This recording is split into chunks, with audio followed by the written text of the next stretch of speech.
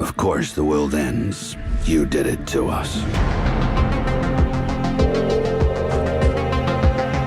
Mutant Year Zero, Road to Eden, is, we like to call it a tactical adventure. The gameplay is a mix of real-time stealth that seamlessly moves into this turn-based tactical combat. Another day, another mission, risking our necks for the Ark. You start playing as Dux and Bowman, who are two stalkers who are from this place called the Ark. And a stalker's job is to go out into the zone, which is what they call the post-apocalyptic wasteland, and look for scrap and things that could be used to help the people continue to survive. That's a bomb, all right. They used to call it a boombox. Don't be pretending you know what any of this crap is. We'll bring it back to the Ark and show it to Prip. Yeah, so the Ark, your only safe haven. Of course, this is your kind of your classic hub.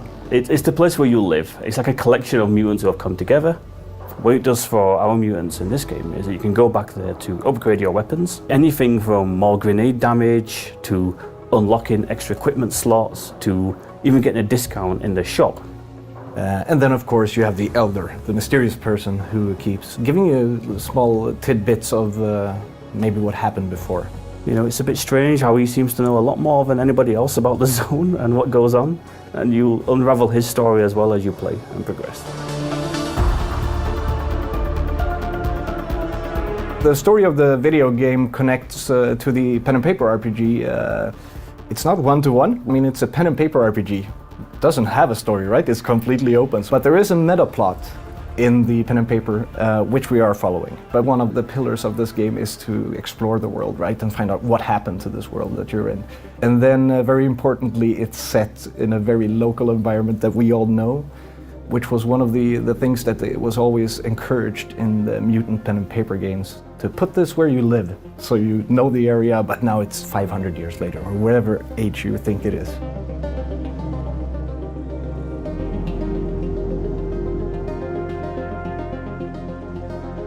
Half-Fish Studio is ex-Hitman developers, and we're big fans of tactical games. We all play them quite a lot, and the one thing that started to become obvious to us was that no one's really experimenting with the formula that much. So we thought that we would take the tactical genre, which is a really solid rule set, and then just see, okay, how far can we push this? And we look at the things that people find really annoying in tactical games and see if we can solve that. And we concentrated a lot on the getting in and out of tactical combat and bringing some of the stealth experience we have from making the Hitman games and applying that to our universe. What we're trying to do a little bit different is to take the initial part of a tactical combat game where you're kind of setting up and planning your thing. We put that part into real time to speed up kind of the loop with that. That gave us the opportunity to tell the story while you're the voyeur. As Hitman developers, we know that this works really well, right? Like when you're walking through, we can also tell a bit of story while you're setting up your ambush. Check that guy out. You see him? Head like an infected mushroom. He's one of the Nova sect. Bogeymen with big heads. Didn't think they were real. When you're in the zone and you become under stress, or when you get like a rush of endorphins, then mutations become unlocked.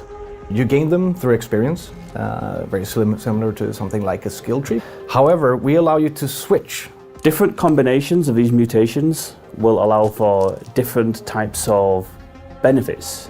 You unlock more during your playthrough, so you get more options on how to approach a certain fight.